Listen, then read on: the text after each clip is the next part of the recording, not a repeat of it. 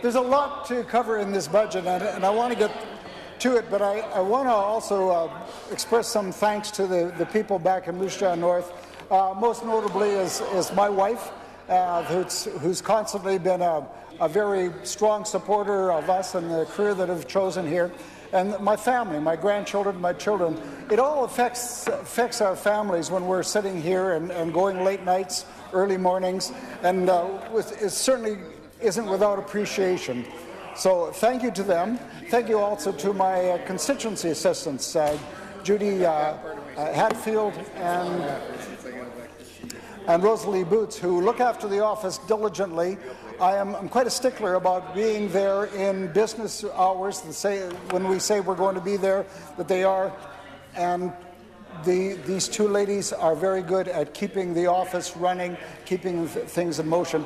It's not like the constituency office is something you would need if there was a death, or if there was a robbery, or if you need the police, you go to the police. If you need a hospital, you go to the hospital. You don't necessarily go to the constituency office. But being there for the people is important to me, and I appreciate that the office is open when we say it's going to be. Mr. Speaker, there's such a lot of information in this budget that it's hard to cover a lot of it in the short time span we've got. Being a balanced budget is of the utmost importance. There's no new taxes, no tax increases, and the education property tax remains unchanged.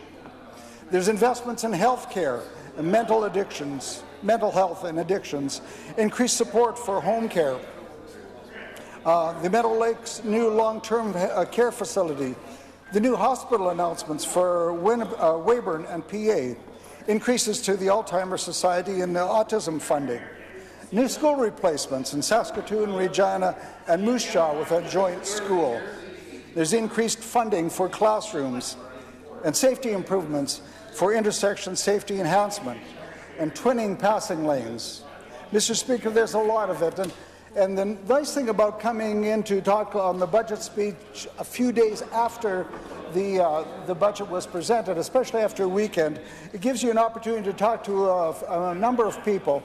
And on the weekend, it was very busy in Moose Jaw with a lot of things going on. A lot of people feel very comfortable coming up and expressing their concerns or their appreciation. And that's what I heard over Saturday and Sunday in the conversations with a number of people. We were having coffee at McDonald's, and people were mentioning the budget. I attended the Sukin and Ship Antique and Collectible Show. It attracts a lot of people into the Moose Jaw area, and again, people would come up and say how appreciative they are with the budget that we brought down. I took my two grandchildren to the Moose Jaw Thunder Creek Model Train Show on Sunday at the Western Development Museum. And the same thing, there's a lot of people there, and they feel free, and I appreciate them coming up and expressing their appreciation for what this government has done to bring in a balanced budget with no tax increases. And it's all that, and that there's no tax increases, but it keeps the province's triple credit rating right up there, like we've never had before we were in government. And it's all good, Mr. Speaker, it's all good. There hasn't been a local resident that have come to me with any negative words about the budget. It's the right balance of it's a right balance, the right budget for this province that was presented by the Minister of Finance, the member from Humboldt last week.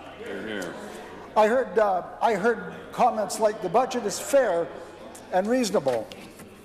It's a good budget. It'll keep our economy stable. The integrity of the government is appreciated through fiscal responsibilities while maintaining a growth agenda. Again, you did what you said you were going to do, balance the budget in 3 years. No tax increases, that's good to hear, while achieving a balanced budget. The Moose Jaw Chamber of Commerce is happy with the way the new provincial budget was presented and feels that it's moving Saskatchewan in a good direction. CEO Rob Clark says, our economy is slowly improving. The needle is moving in a positive direction. Rob Clark said that overall they're very happy with the achievement of a balanced budget and applauds the government for getting us there. One of my favorites was an email that came to us from Sean Chase. Sean was one of my guests that we invited on Budget Day.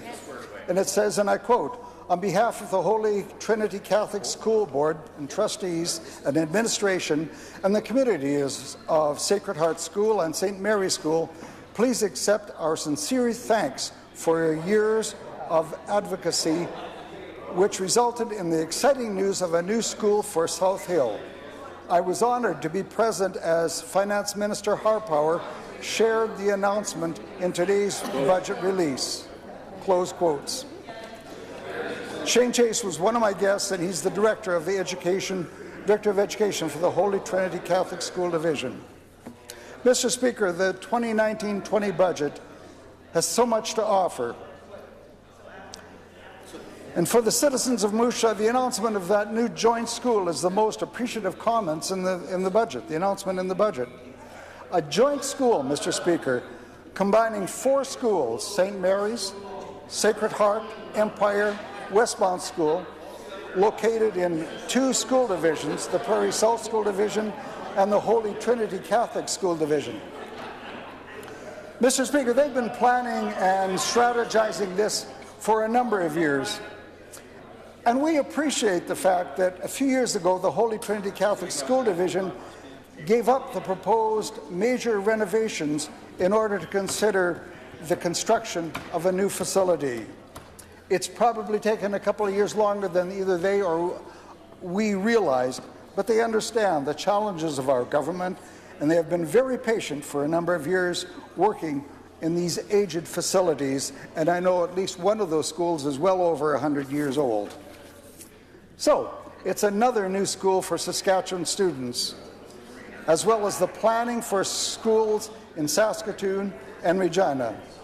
This brings the number of newly constructed or planned schools to well over 40. I think it's 44 in the 11 years that we've had the opportunity to form government in this province. You will recall that there was 176 schools closed by the NDP in their 16 years of ignorance and depopulation of the province. One of those schools, Mr. Speaker, was in Moose Jaw North, the Ross School. This stately building still stands in a prime residential area. In fact, there's new residential construction on the north side of the schoolyard, and it's only a block from the Happy Valley Park. There it stands empty and unused. But, Mr. Speaker, that was the mindset of the NDP, decline, trying to manage decline, accepting the premises that we will always have decline. So what a pessimist attitude. So you can see why the people are so appreciative of the turnaround, the growth, the optimism developed by our government with a plan and a government that truly cares. The right balance, part of the plan is the right balance, and we're there. We're growing, we're getting better, and a better living will be provided for all Saskatchewan people, and it starts with this budget. You know, Mr. Speaker, while I'm on it, during our government mandate since 2007, may I remind of the advances that we've seen in the past 11 years in Moose Jaw. We've got Mosaic Place, arguably the nicest arena in the WHL. Mosaic Place is the home, of course, of the Moose Jaw Warriors, and it also hosts the Moose Jaw Ford Curling Center. It also has the Moose Jaw Sports Hall of Fame, and with meeting facilities, and it's located right in the heart of downtown Moose Jaw. In the past years, we've seen the construction of the Art Center, an indoor soccer field, the walking track, gymnasium facilities, and meeting areas, all during the governance of our Saskatchewan Party government. And of course, I'm most proud of the Dr. F.H. Wigmore Hospital. Hear, hear. Mr. Speaker, this state-of-the-art health facility was developed and built right in Moose Jaw. And, you know, I receive compliments on the service provided for this, in this hospital, serving Moose Jaw in southern Saskatchewan. In fact, after the budget presentation, one of the ladies who found out that I was from Moose Jaw came and specifically thanked me for the care that her son got while he had an operation in the Wigmore Hospital. It has the first MRI outside of our two major centres and the only hyperbaric chamber between Edmonton and Toronto. Another facility constructed under the Saskatchewan Party mandate. A reminder, when there were two cabinet ministers with the NDP in that government and a premier from Moose Jaw who did nothing. They didn't get it done. It was the Saskatchewan Party government that made the investment in health care for the people of Moose Jaw in southern Saskatchewan.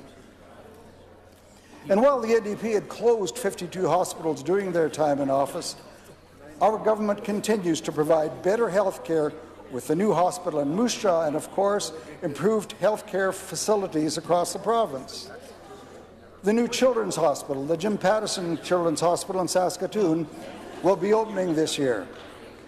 The recently opened Saskatchewan Hospital in North Battleford, and funding announced in this budget for planning hospitals in Weyburn and Prince Albert. Mr. Speaker, 6 years ago, I had the opportunity or the misopportunity of visiting the hospital in Weyburn, where my sister passed away, and walking in the facility at that time, I realized that there was a need for a better health care system, a better health care facility, and I'm glad to see that it is announced in this budget. So health care is very important to this government, and this budget increases spending on targeted mental health and addiction initiatives, including $13.7 million for care professionals in their recently opened Saskatchewan Hospital in North Battleford. Mr. Speaker, it was a great day for Saskatchewan at the grand opening of the new Saskatchewan Hospital in North Battleford. It was a landmark achievement in mental health for our province. It takes a unique approach to mental health and will allow us to better treat and care for people with mental illness. Representing the single largest investment in mental health in the history of this province and a cumulative efforts and vision of many people, the new Saskatchewan Hospital in North Battleford is now among the most advanced medical health treatment centres in Canada. Hear, hear. Mr. Speaker, I recall the former Minister of Health under the former NDP government, Len Taylor, the member of Battleford's. He couldn't get it done. He didn't get it done. And after the government had changed, he sat on the opposite side of the aisle where he rightfully belonged and would actually petition the government to build this hospital.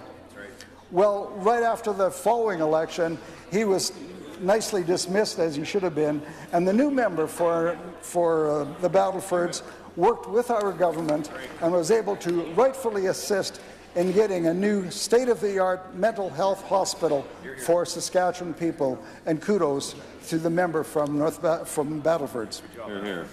Good job, Herb. You know, our government is aware of the needs for more mental health.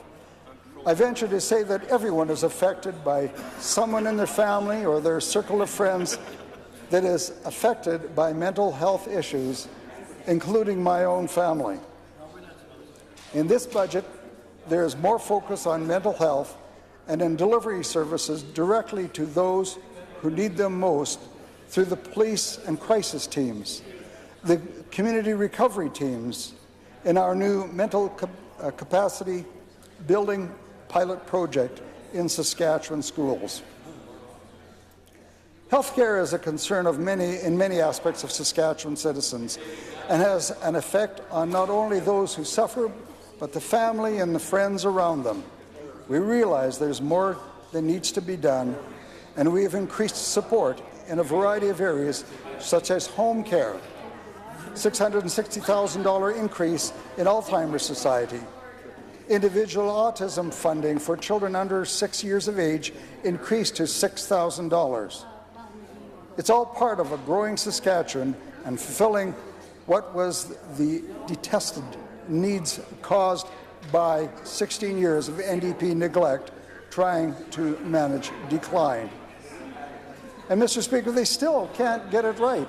They're still out of touch with Saskatchewan people. They just don't get it. You know, on the first day of the spring session, the very first day, when it came to the very first question period, the very first question that came in the very first question period, it wasn't about the economy, it wasn't about manufacturing, it wasn't about mining, it wasn't about our natural resources, it wasn't about education or health. The very first question was about the film tax credit. What was that about? They just don't understand Saskatchewan, and they should sit on that side of the aisle for a long, long time. Mr. Speaker, our province has grown and continues to grow. With growth comes the need for more services. It also provides greater work resources and greater revenue. It's all about people. Saskatchewan's population has grown by 11,459 people in 2018. Our population now sits at 1,168,423, according to new figures released by Stats Canada. And Saskatchewan has grown by nearly 160,000 people since 2007. Mr. Speaker, that's an average of just over 1,000 new residents per month since we took office. You know, last week I had the privilege of attending the citizenship ceremony held in Moose Jaw. There were 76 new Canadians sworn in. Mr. Speaker, I was so welcome and so pleased that I could be there to congratulate them as new citizens of Canada, as residents of Saskatchewan, and as neighbours in our community. They bring with them their talent, their expertise in many areas to help build our land and improve our lifestyle. You know, I can't imagine having to leave my country and my home and my friends and relatives to go to a new land where there's new ways and a new society without, at many times, not even knowing the language or the culture. And yet they came here. They did that. So we too can gain from these new Canadians as they teach us their talents and they influence us with their culture, making us richer and more knowledgeable. Mr. Speaker, it's all part of growth, of balance, of having a better living for everyone. With more people developing more jobs and more businesses, more opportunities for everyone, growing a society and growing a province. It's the planning, the growth, the balance of investing well, providing services to people without adding taxes, and keeping a balance of service and revenue. Mr. Speaker, safety is an important part of Saskatchewan living, and this budget includes funding to improve safety on highway intersections. Our government has introduced an enhanced intersection safety program that will provide signage, sight lines and lighting, and added safety features like rumble strips at intersections throughout our province. This budget also includes more than $60 million of twinning and passing lane projects. Overall, the budget provides funding to improve about 1,000 kilometers highway network in the 2019-2020. And for rural and urban citizens, this budget will assist in improving services. It includes efforts to improve wireless services in rural communities with the announcement of 8 more small cell site towers to help improve coverage. Better coverage for our communities helps connect everyone from the farm to the city, and we're going to keep working to improve our wireless networks in Saskatchewan. A balanced budget means stable funding for Saskatchewan students in assisted programmings. There's $26 million to support the student loan program, which will provide repayable and non-repayable financial assistance for more than 18,000 students. upfront grants of up to $4,000 per year in combined federal and Saskatchewan assistance for typical first-time students, and $7 million for scholarships such as the Saskatchewan Advanced Scholarship and the Saskatchewan Innovation and Opportunity Scholarship. In addition, Mr. Speaker, students continue to receive benefits after their studies through the Graduation Retention Program, providing Saskatchewan income tax credits of up to $20,000 for tuition fees paid by graduates who live and work in Saskatchewan. Mr. Speaker, the budget is a good document. The 2019-20 budget strikes the right balance by maintaining a growth agenda with key investments in health, in education, in social programs, infrastructure like schools and highways and hospitals. The right balance building a better province for the good of all Saskatchewan citizens. I will not be supporting the amendment, but I will support the budget as presented by the Provincial Finance Minister. God bless Saskatchewan. Hear, hear.